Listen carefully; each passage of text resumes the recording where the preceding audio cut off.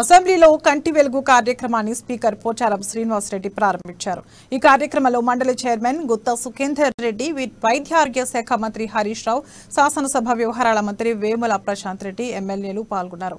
Speaker, chairman, మంత్రులు వేముల ప్రశాంత్ రెడ్డి, ఎర్రబెల్లి దయాకర్ రావు ఇతరులు కంటి పరీక్షలు చేయించుకున్నారు. తెలంగాణ రాష్ట్రంలో కంటి వెలుగు కార్యక్రమం విజయవంతంగా కొనసాగుతుందన్నారు శాసన మండలి చైర్మన్ గుత్తా సుఖేందర్ రెడ్డి.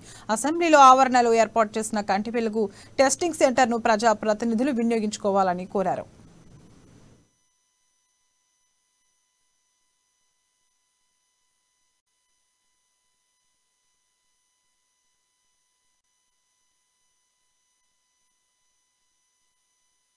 గౌరవ ముఖ్యమంత్రి కేసీఆర్ గారి యొక్క సౌజన్యంతో మంత్రివర్యులు ఆరోగ్య శాఖ మంత్రి హరీష్ రావు గారి యొక్క నాయకత్వంలో లక్షలాది మందికి పేదవారికి, ఇది ప్రత్యేకంగా గ్రామీణ ప్రాంతాల్లో నివసిస్తున్నటువంటి పేదవారికి చాలా సౌకర్యం కలిగించే పథకం. ఎందుకంటే మేము కూడా గ్రామీణ ప్రాంతాలకు వచ్చినటువంటి వ్యక్తులం కాబట్టి చాలా మంది సంతోషంగా స్వచ్ఛందంగా పాల్గొంటా ఉన్నారు. చాలా మంచి పథకం.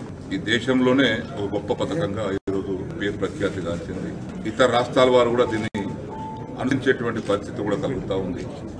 ఇంతకుముందే చైర్మన్ గారు సుఖేందర్ రెడ్డి గారు చెప్పినట్టుగా 27 లక్షల పైకి మంది ఇప్పటికే చేసుకున్నారు. 5,70,000 మంది కళ్ళ అద్దాలు తీసుకున్నారు.